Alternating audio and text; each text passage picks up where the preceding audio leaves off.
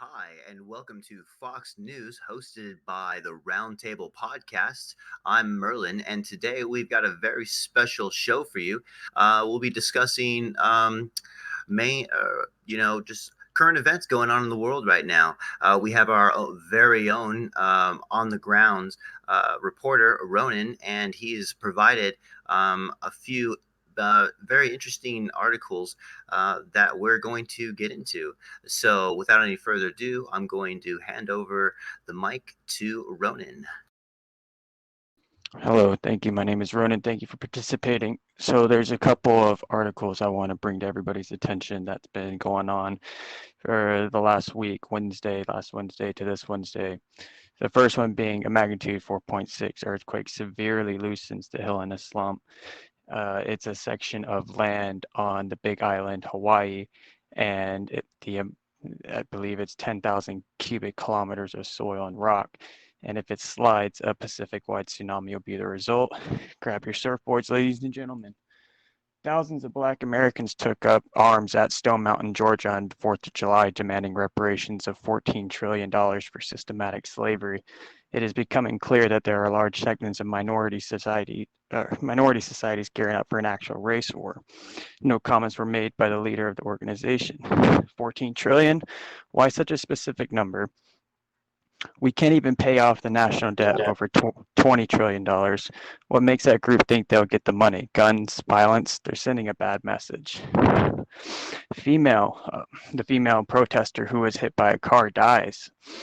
A driver is in custody, bail set at $1.2 million, facing a myriad of charges, including vehicular manslaughter and fleeing the scene of an accident. The victim's name is Summer Taylor. She was participating in the protest group, the Black Femme March. She was one of two females hit by a driver. They were on a closed down intersection. I believe the protesters closed it down. And my thoughts on this. So, a few things. The driver possibly lost control of the vehicle when driving around a 3-vehicle barricade on the highway. His motives are still unknown. We need to keep in mind that everyone's innocent until proven guilty, and I will be following up with this story and try to personally attend his trial. A couple more things.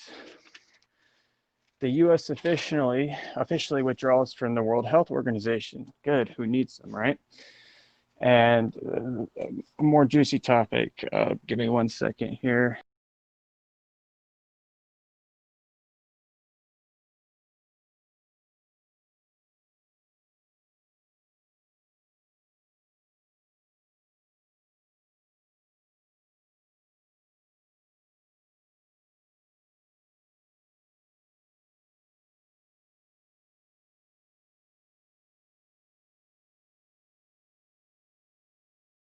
So, yeah, we definitely have a myriad of different type of topics that are going to be we're going to be going over today. I'm just holding the floor until Ronan gets back. Um, there's Okay. a. Oh, you there? All right, cool. Yeah, I apologize. Right, Discord brother. kind of booted me out. So there's some stuff going on in Israel apparently.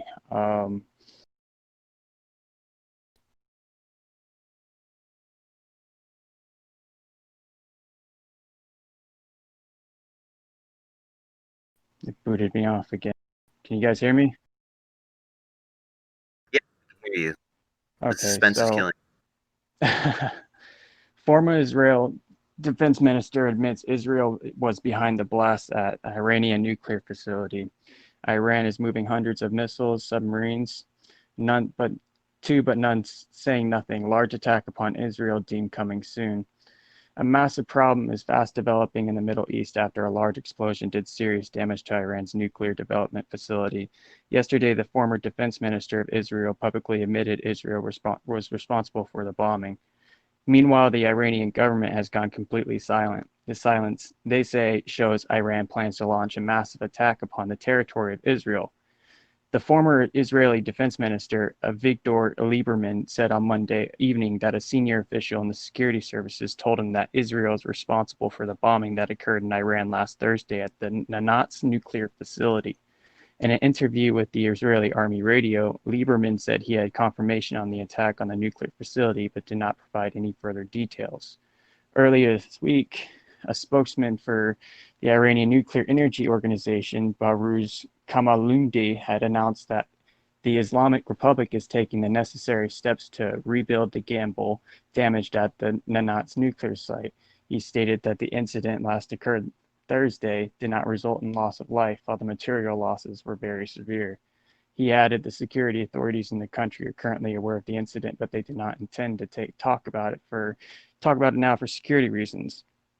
The explosion was first reported on Thursday night. Local videos showed a fire coming from the facility. Iranian officials maintain that they have uncovered the cause of the explosion, but they are withholding the information until further notice. Multiple other explosions have been going on over in the past 10 days. Intel sources claim that Israel behind those as well, perpetrated through cyber attacks. There have been missile movements, there have been submarine movements, and it appears real trouble is brewing and on a scale no one is anticipating.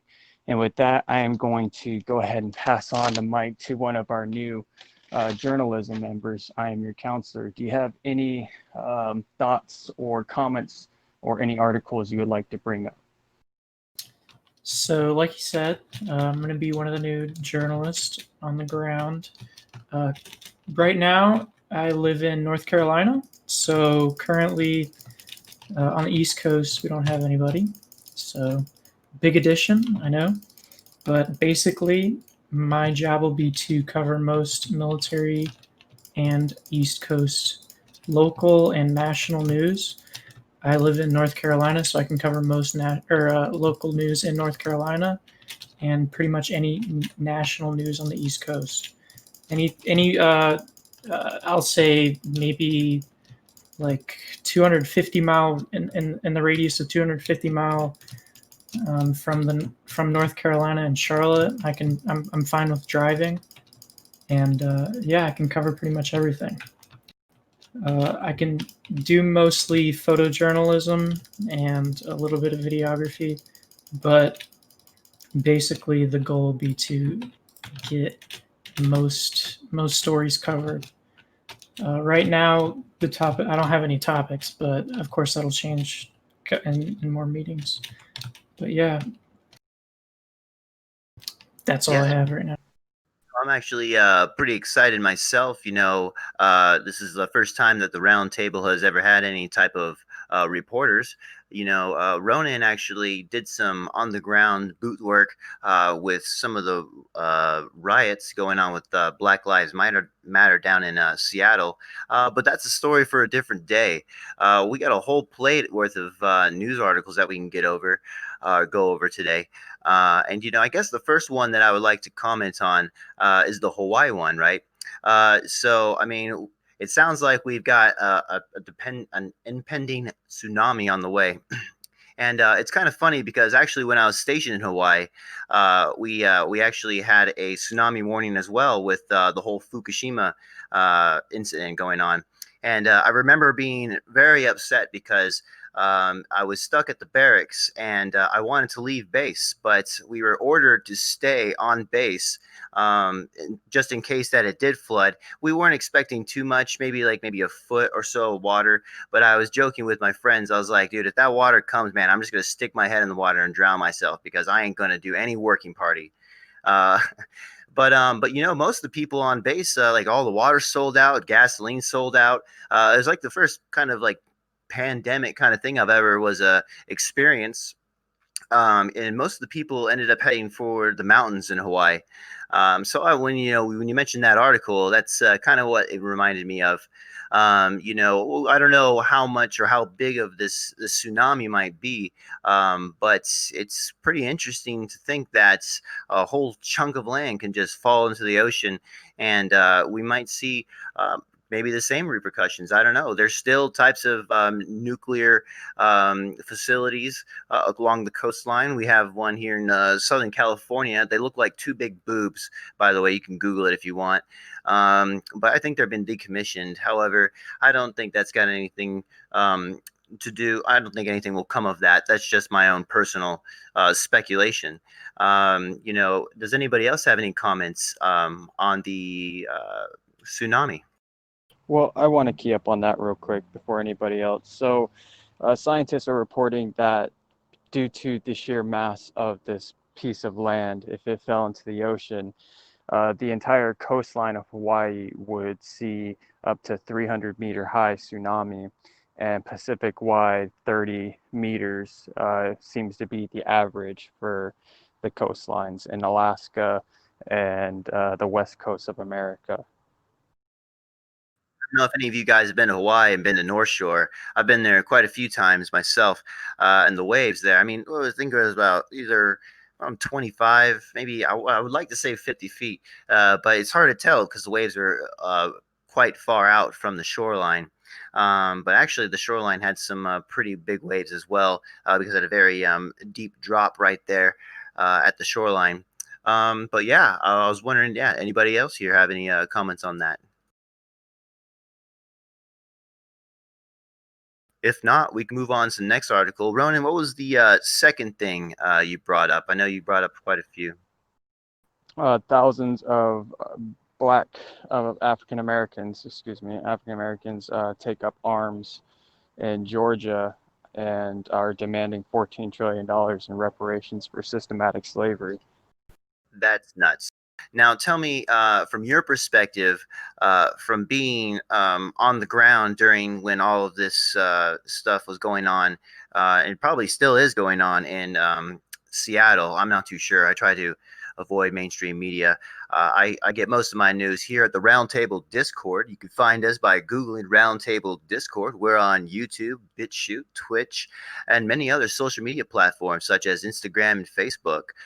Come stop by. We want to hear from you. However, I want to hear from Ronan first. I want to see what is your opinion on these 4,000 militants taking up arms and demanding reparations? Well, so when I first looked at it, this thing has George Soros written all over it. You have this large group of people, and they're all wearing black, and they all have tactical gear on. And I I don't understand why they set the amount for 14 trillion. That if you split 14 trillion between 40 million African Americans, um, that would be about $365,000 per African American man, woman, and child. Why 14 trillion? We can't even pay our own national fucking debt, and they're demanding 14 trillion. Our national debt's about 23 trillion right now. Uh, and how do they expect to get this money? Are they going to take it by force? So this has George Soros written all over it. Just they changed their slogan to "Black Guns Matter," and that's about the only thing I can fucking agree with them on. Because black guns do matter, and everybody needs to arm themselves because shit's getting nasty. That's crazy. Yeah. Counselor, yeah, you're our new reporter. You're also military, and you're on the East Coast. This is all happening on the East Coast. Have you heard any news from your units or any other type of any of your buddies that are in right now about this incident, about mobilization or anything like that to deal with this issue? No, but I will say that if anything does happen to the point of mobilizing, especially with the National Guard, it'll be within like minutes, and most people won't have any notification. So I guess it's a warning for both the National Guard and the people that are taking up arms. Interesting. I'd like to open it up to the floor to see if anybody here has any comments that they would like to make on this topic. Yep. um, so I can kind of understand why the 4,000 black people are taking up arms, but I don't I mean, I don't want any violence to happen. But the police are armed. The police are in tactical gear. Why can't the black people be in tactical gear? Anybody? Well, the issue isn't them being in tactical however. It kind of makes me think that it's George Soros because that's one of Antifa's trademarks. They wear all black, they cover their face, they walk around, and they're looking for a fight.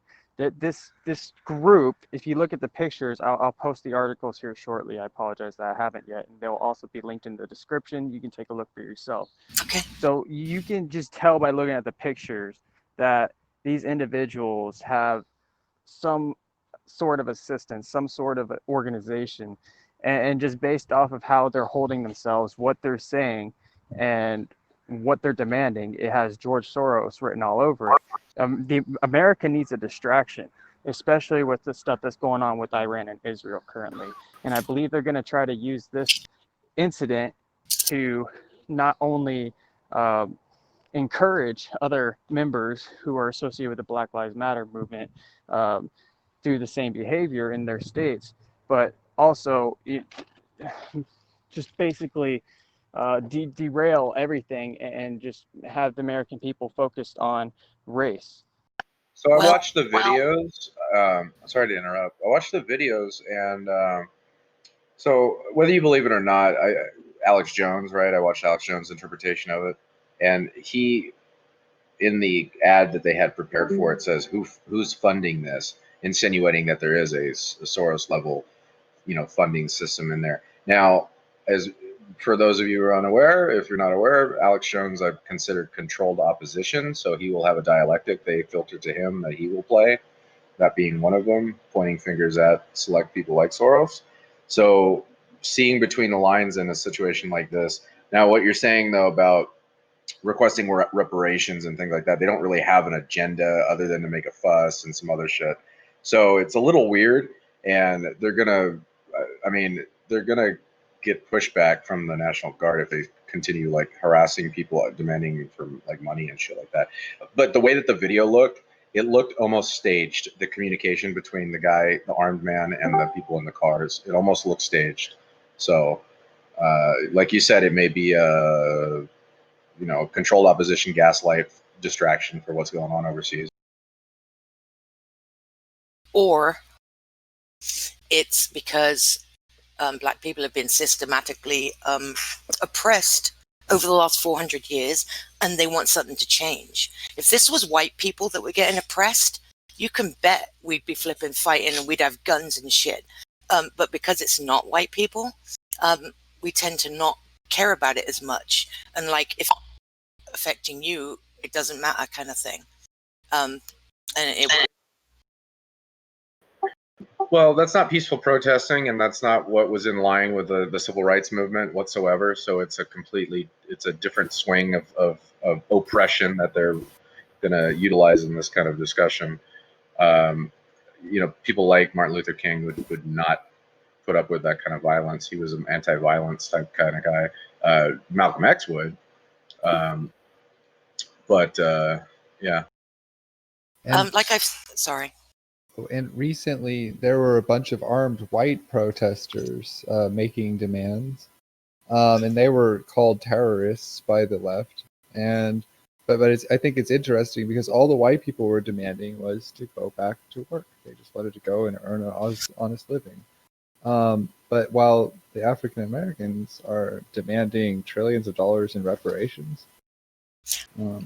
Wait, okay, so no, when there was coverage of these protesters, they weren't like, oh, these terrorists, and we were talking about like these protesters are like, they want the lockdown to be done, right? They weren't portrayed as terrorists, at least in the mainstream media. Well, what they're doing is considered, like, it could be considered domestic terrorism. They are literally taking up arms and demanding $14 trillion for systematic slavery and reparation, but they're not slaves. They've never experienced slavery in their lives. So what gives them the right to march down the road and demand that they get paid for something they've never experienced, and that white man bad? White man's not bad. What they're doing is bad. It's sending the wrong message, and that's another thing that makes me think it's just George Soros, because he fails every time he tries something. Even with the massive march from Honduras to the Mexican border, huge fail. Had George Soros written all over it. Yeah. I'll let you go first. I made this point before. So what are Black people supposed to do, right? If they protest silently or peacefully, like taking a knee, everyone goes crazy, right? Everyone goes nuts. The careers are destroyed. But if you protest by doing violent things, everybody hates you. So which one are you supposed to do to make change? And which one? I mean, what works? Nothing has worked so far. The common Burning enemy down is businesses. the common enemy is the state. So maybe they should stop blaming the white man for everything and help us fight the common enemy, which is the state. Well, and at the end of the day, the whole situation is we're in a class war that the upper class is trying to turn into a race war to distract from the class war. Like, we're in an income inequality world right now where the elites actually control. This is what Occupy Wall Street was all about. So there is a legitimate class war going on, and it's boiling over, and it will because of automation and everything else that's coming up. But they're turning it into a race war to keep the distraction going. It's a divide and conquer strategy, and there's 195 nations in the world, and all of them want to fuck America up and pillage the GDP that they can. So Yeah. I do agree with you that there is like significant amount of like class privilege, and we can get into that as well. But that's not to negate that there is certain things like where white people have benefited from policies on the past, and this is what black people are asking. They're asking for that leg up that white people got so long ago, right? So that I don't know, like, and I do want to know, were these protesters being peaceful or were they being like very violent? Well, to answer Christine's question, the proper way to go about it is to go through all the processes that the government has laid out in order to fight the government. That's the point of the processes that it's laid out. And to address what Sir Dexter said, I mean, whether or not they're being violent doesn't really matter. What they're asking for is an immediate amount of money from the state. It doesn't have anything to do with policy. It's asking for an amount and a sum, or they won't do said thing that they're saying not to do. Well, I mean, what that is their said thing card now? that they're playing? I'm not really sure. What are they threatening violence? Are they saying they're going to start shooting random people? Like, what are their demands? Like, their demands are obvious, but what are the consequences if their demands aren't met? Well, clearly they've taken up arms, and any group that's taken up arms and makes demands, I don't know how it's so hard to see, but it's obvious that they're going to resort to any means necessary, including violence. So does that mean that's the they're going to shoot message. politicians, government officials? What are they going to do? Who are they going to shoot? I don't. They're going to start. Go ahead. I was gonna say, if someone walked into a bank and was armed and asked for money, like, what would be the difference from walking into government property and doing the exact same thing? Especially if they're armed. But the thing is, as long as you're that's not fair. threatening anyone, you have a right to like protest. And I don't know why we need to like, necessarily infringe on our Second Amendment rights. You can definitely, like, if anything, you should be able to have a gun so you can protect yourself in case something happens, right? And the thing is, we did have these protesters who were protesting this lockdown with guns, right? So would you say the same thing for them, that what they're doing is like bad? No, sir. So what the issue is for me is that the message they're trying to send. They are demanding a ransom of $14 trillion for something that they've never experienced in their life. They're blaming the white man because they're blaming systematic slavery. That's what the issue is me. And them having guns and being armed, that doesn't bug me whatsoever. Them being armed and demanding a ransom, or that's the big thing, or we're going to use violence. And that right there should alarm a lot of people, because it is clear to me that some groups are gearing up for a race war. I mean, isn't that what Americans are supposed to do when they have a problem with the government, is take up arms and fight the government? They don't have a problem with the government. They have a problem with the race.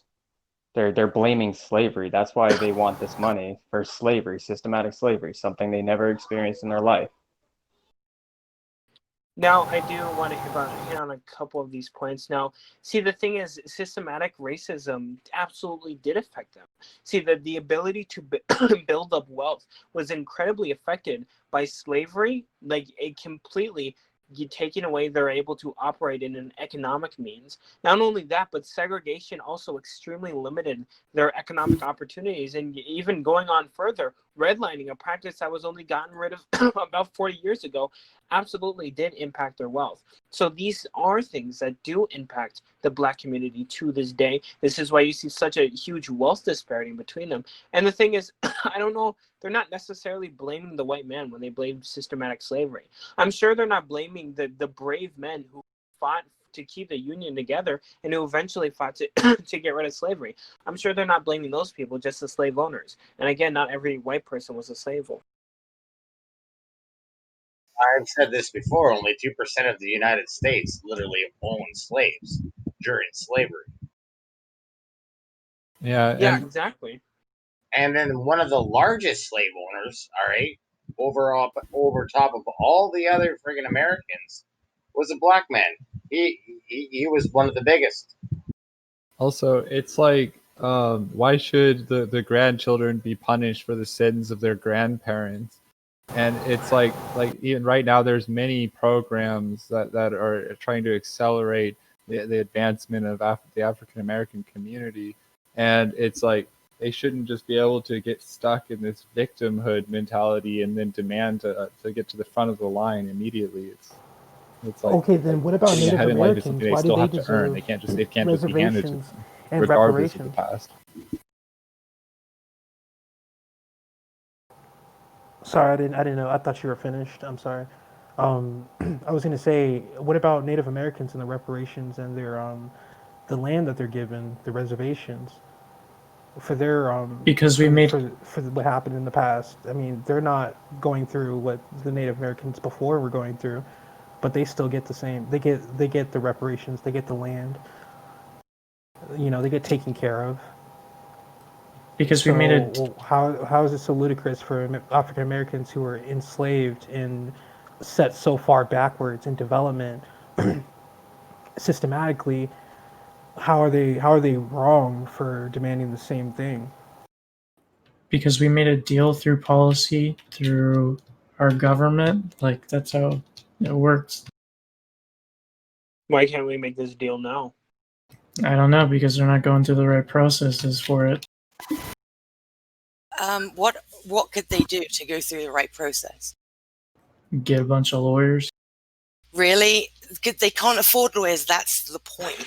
The justice system is corrupt, so that wouldn't be the right way to. No, but I do want to hit on this point that the thing is like is that we don't even necessarily have to punish richer people for their sins of their past. Like there's a whole slew of things that we could do. Whether this is taking money that is already allocated to different things in the budget to the school system, helping out them through that way. We can do things like special economic zones. Though I'm heavy. Sorry about that. I'm very heavily. I'm critical. I'm just gonna say that I'm critical of these things because you see sometimes the special economic zones don't work out, so we don't necessarily need to punish like the people of. You cut out. Cut out. Maybe this is I guess we're gonna have to wrap up this point. We're gonna be moving on to our next one. Thank you everyone for your comments. I guess I'll just add in my little 2 cents at the end. I think this has just been something that's been brewing for quite a long time. Reparations has been a cultural meme for, I don't know, I guess ever since forever, ever since slavery ended. But there might be better options to to go for. Instead of asking for $14 trillion, why not give them their own entire state or something? But I mean, that's just my own personal thoughts. However, we're going to be moving on to our next article. I believe that was the woman who was ran over. Is that correct, Ronan? Can you give us a refresher? That is correct. I believe her name was Summer Taylor. I do not know if she was the freelance journalist because one of the two females that were hit is indeed a registered freelance journalist.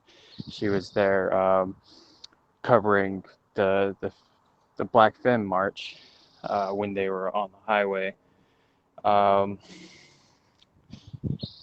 It's Now, unfortunate, and I just want if just pray for the families, and I give my condolences. It's very unfortunate. This is the same video or incident with the guy with the trailer, right? And he ran her over with the trailer as well, or am I mistaken? No, this was a four-door Jaguar sedan, and also to bring up vehicular assaults in Indiana yesterday. Two other individuals got hit by a car, very similar circumstances. But right now we're going to be talking about this individual, Summer Taylor. It's very unfortunate. Yeah. Personally, I don't see what the rush is.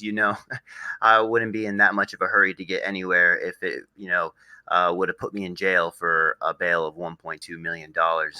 Um, It's a Jaguar too. That's a nice car. nice car. So I guess I'll like to open it up to the floor right now and see if there's anyone else that has comments about this incident or any other vehicle manslaughter or incidents that have been going on during these protests. It seems to be quite a common thing among all the riots and stuff that are going on. So it's kind of hard to tell just exactly how much worse it will get and what the repercussions will be for these individuals. What? Where was she? Oh, sorry.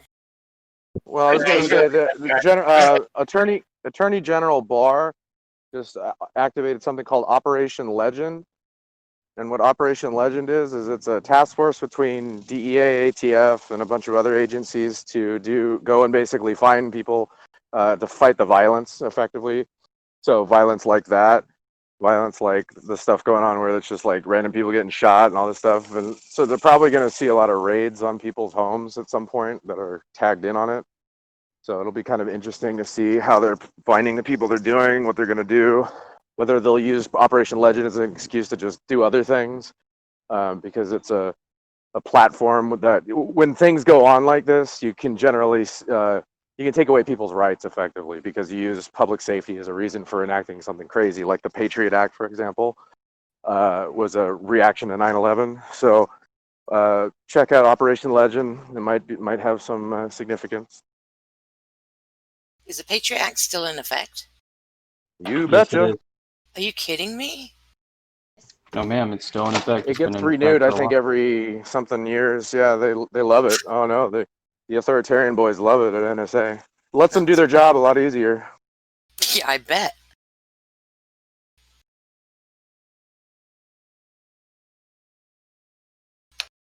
Yeah. So I guess time will have to tell. Hopefully, it's all. I guess it's all of our hopes and prayers that these incidents would end soon. But time will only tell. So for our next article, we're going to be talking about the U.S.'s withdrawal from the World Health Organization, which I believe is the right move to do. But Ronan, please tell us more. Well, yeah, President Trump officially withdrew from the World Health Organization, and the only thing I have to say on that is who cares? It's a big fucking scam anyways. They're funded by the Rockefellers and the Rothschilds, and they're pushing this very nefarious Bill Gates 2020 vaccine, and everybody should just be aware and not take that vaccine. It's bad news bears. Yeah, it's so funny. Oh, I'm sorry. I was going to say go something. ahead, NSA. Well, I was just going to say, yeah. So last year, $500 million of funding for the World Health Organization came from the Bill and Melinda Gates Foundation. If you're unaware what that is, it's a fund of Bill Gates' money as well as Warren Buffett's money and other investors. And that's about almost half of their budget that they had for that year, as it were. So he was heavily invested into it, and the other portion of it would have been China. So the leader of the World Health Organization was an Ethiopian man. China has been doing One Belt, One Road in Africa and has basically put trillions of dollars of debt from Ethiopia to China. So they basically put a puppet in there that they wanted from Ethiopia. So there's many reasons why it's a corrupt agency and why Trump would do something like that. So it's not all just, hey, we fuck the world order and all that shit. There's reasons for it. You nailed it though. You're absolutely correct here. And it's the Bill and Melinda Gates are the number 2 donor, and the U.S. is the number 1 donor to the WHO. But I guess not anymore since we've been withdrawn. But I mean, I guess we are though, because again, Bill and Melinda Gates are what, a U.S. corporation, again funding.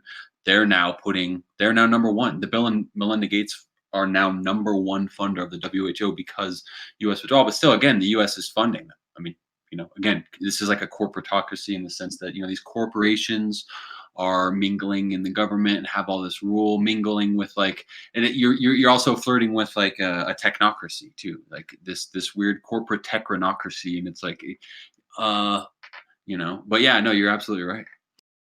Yeah, but the big thing is the Ethiopian guys. So like China literally has Ethiopia in their pocket, so they literally put a puppet leader of the World Health Organization, which means China, or the CCP, had a majority control over the World Health Organization, and so there's a lot of potential corruption as a result, because we're all aware Chinese are communists.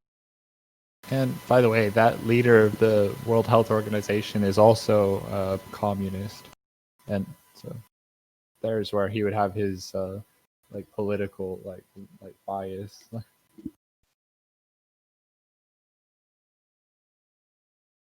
It's just interesting because that on the surface of it, it's like, well, there was hundreds of millions from the U.S. I guess U.S. entities putting into the WHO. It's like now that's not happening. Well, where is that money going?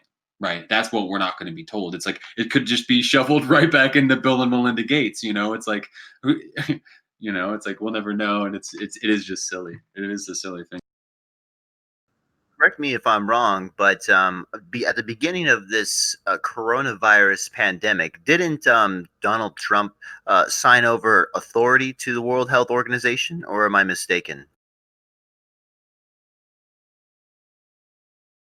I guess I should look more into that. But we'll be moving on to our next topic, which is about. Give me a moment. Our final topic: Israel admits to bombing Iranian nuclear facilities. Ronan, please fill us in. Okay, so there was a bombing of an Iranian nuclear facility. I believe they produced weapons-grade plutonium or uranium, excuse me, and it was bombed last Thursday evening. And Israel came out and admitted to this bombing, which completely confuses me, because why would they admit to something that Iran didn't know about unless Iran found substantial evidence to prove that it was indeed Israel? So they decided to come out, and now we have both sides. We have Israel gearing up for war, and Iran. They have been quiet during this last few days, and I know for a fact that their silence means that they are planning for a major retaliatory strike against Israel. And if they do follow up with that, it will result in some serious consequences on a global scale. We're talking about looking down the barrel of World War III right now. I pray that this does happen, because I'm ready to get this shit over with. I'm ready to go home, ready to go to heaven. But it's definitely something that we should keep our eyes on. In the next couple of days, we should see some sort of action from Iran. And let's not forget that Iran has been waving their red flag of war and revenge for the last 3 months now. So they do plan on getting revenge against Israel and the United States. Yeah, so that's something that's really strange, because the concept of Zionism, if you're aware, the CIA actually has a document they released about referencing Zionists and saying that Zionists would sacrifice Jews to push forward the Zionist agenda. The Iranians are saber rattling about Zionism. They're blaming Zionists for this one. Now, there's a video of Joe Biden claiming that he was a Zionist. There's a lot of talk of Zionism. If you're against Zionism, you're against the state of Israel and all this other stuff. So it's a whole fucking mess, as far as I'm concerned. But I'll yield. Personally, as a veteran of two wars, I definitely don't want to see another one happening. However, that's totally not up to me, and it's definitely going to happen.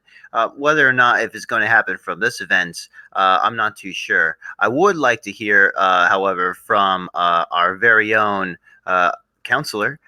You stated earlier today that you are going to be deployed soon, and you're going to be going off to training to different bases. What is your thoughts on this? Honestly, I mean, I don't think anything incredible is going to happen from it. We've had a lot of Iran. Is it Iran or Iraq? Sorry, could someone clarify real fast? It's Iran. Yeah, we've had a lot of threats from Iran, anyways, and they have done a lot based off of those threats. And I'm not saying they're not valid threats, but I mean, in today's climate, mostly what's going to happen is just a lot of mediation and a lot of economy being taken out of Iran from the U.S., especially. But it's just oil, I guess. I mean, we're not getting. I don't know. Venezuela's really not pumping out as much as they used to, but we'll see. We'll see how it goes. Well, one of the things Iran was doing was bucking the central banking system. They were trying to get off the system entirely as well. I know that, I mean, we're getting a liberal maybe next into the office, and said liberal was in office whenever we were going through one of the biggest wars that we've had whenever it comes to money, and war is not good for the economy. So, I mean, we'll see what happens, especially with what might be our new administration. Now, let me ask you, Ronan. There's been conflict between Israel and Iran, or just Jews and Muslims in general. Why is this event particularly special? Is it because that they targeted a nuclear facility? Yes, I do believe so. They have also been Israel has been bombing other areas in Iran over the course of the past 10 days, and they are not denying this. I feel as if this is typical for a Zionist Jew nation to warmonger and push for war, because basically Israel has the backing of the United States, and it's like rules don't apply to these people, and they're just going to keep on causing drama and starting wars, and the United States is going to be the ones that have to fucking fight these wars for these individuals, and that I'm not okay with. I think our U.S. intelligence is a little bit less of a little bit more deeper of an understanding of what Israel's been doing. I mean, we have the USS Liberty situation. There's a lot of outspoken ex-intelligence about Israel. Sorry for the noise in the back. It's fine. We can hear you fine. So I think there's a lot. I don't know, dude. They're an ally, obviously. There's a discussion with Snowden talking about how Israel is one of the intelligence community's closest allies. Again, there's CIA paperwork talking about in the JFK papers where it said, we have new backers, the Jews. A lot of central banking is out of Israel. A lot of the families that own the central banking systems are out of there. Plus, they're all, we got to fulfill the book type people. So the Jewish faith in general has an agenda to actually fulfill prophecy. So one of those prophecies is the third temple, and whether you want to believe it or not, Masons want to rebuild King Solomon's temple. It's literally an instruction manual in there. So there's a bit of religious conspiracy involved in all of it. Pretty fucking crazy to me, but it's real shit. I'm glad you brought up that religious aspect of it, because I can't help but to draw those same kind of conclusions that this is all going to be connected to the conspiracy of the end times that has been prophesized in the Bible. I do know we've got a few Bible thumpers inside of this our live audience right now. Does anybody else have any take on this particular view? Yeah, I mean, I think they'll. go ahead. Well, I was going to No. say, I think they'll disclose before they let any holy war break out. Disclose the aliens. I think so too. Grug, tell me, brother, what you got on your mind? Yeah, man, when it comes to end times and eschatology, there is so much in the Bible that says this is not to be known. This is things that you don't know anything about. And it oftentimes, just reading this, I think it's in First Timothy, but it talks about specifically leave. I think it's in First Timothy. Paul is encouraging Timothy. Man, I wish you would have stayed in Ephesus so that you could have stopped these people from doing this particular thing. In their case, they were talking about bloodlines and genealogies and stuff.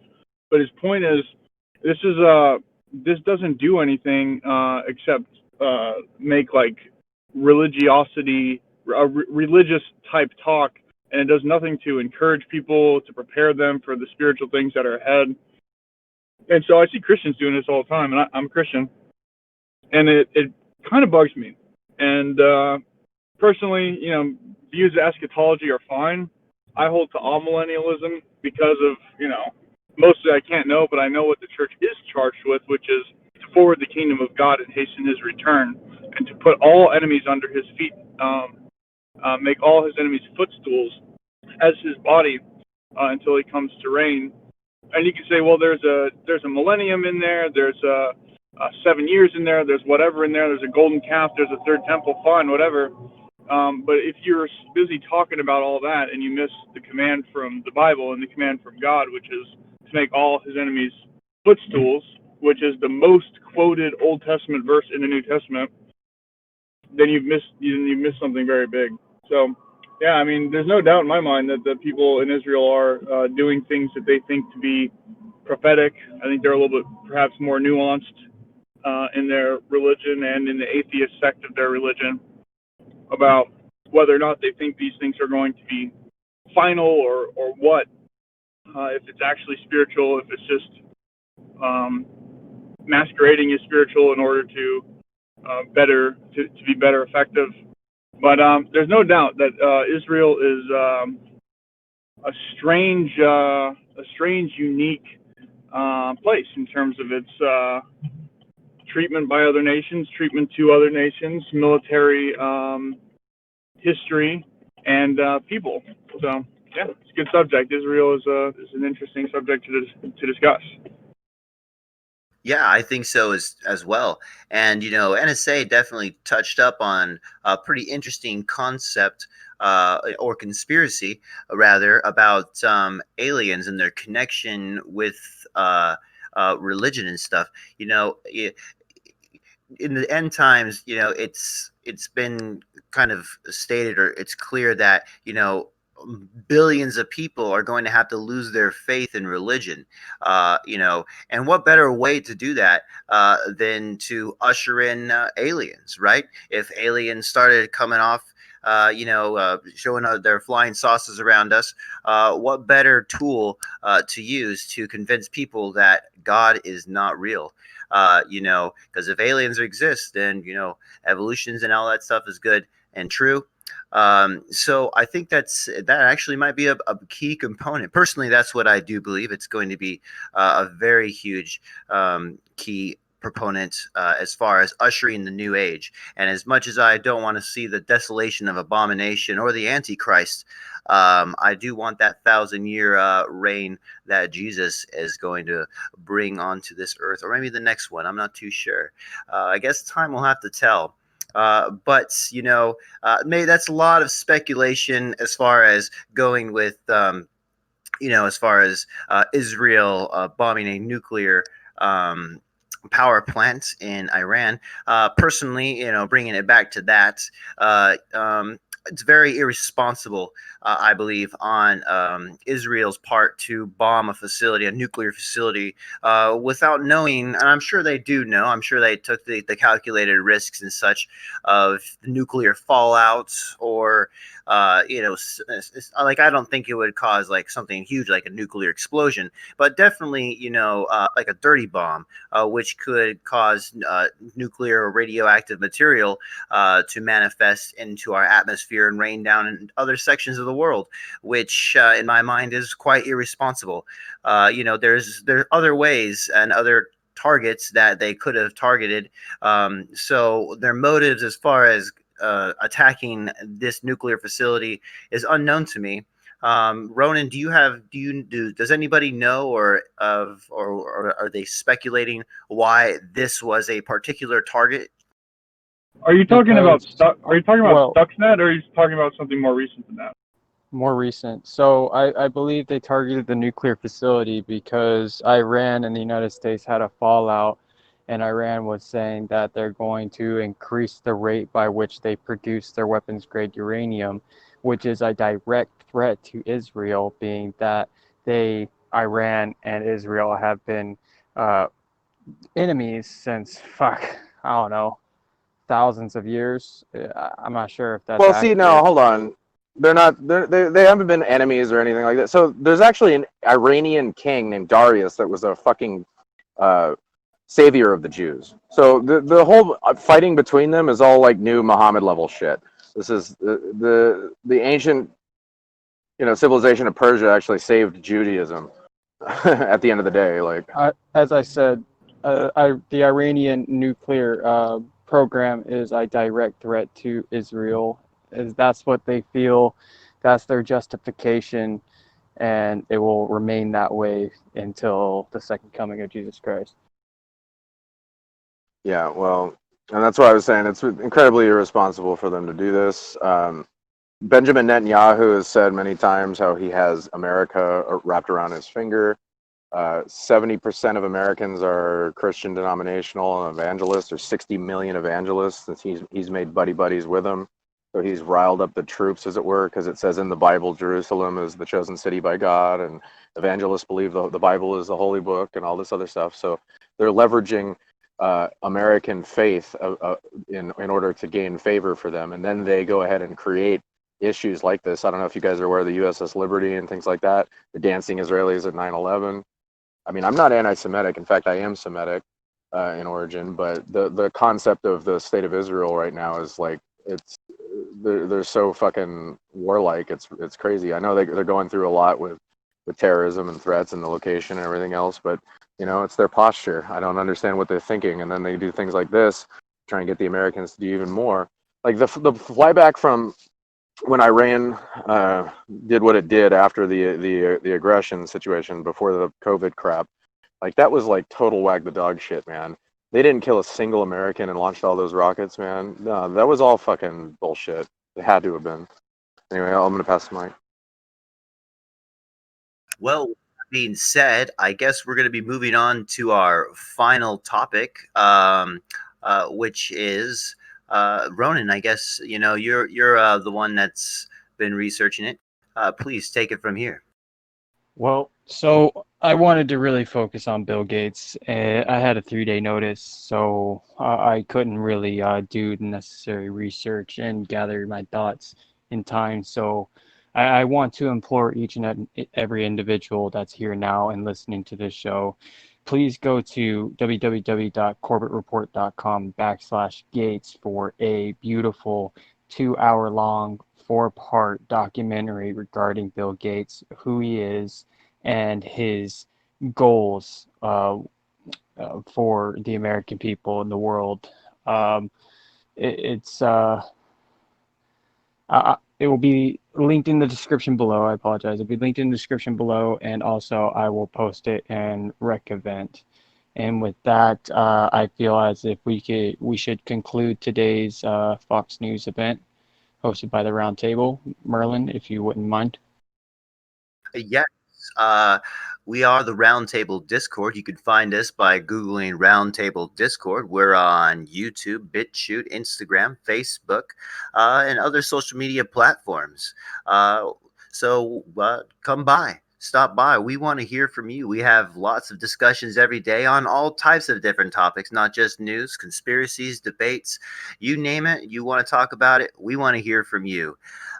With that being said, I want to thank our live audience for joining us and giving us their 2 cents. It's very much appreciated. You are all gentlemen and scholars and gentle ladies. And with that being said, I just want to say, remember, they tell the truth never.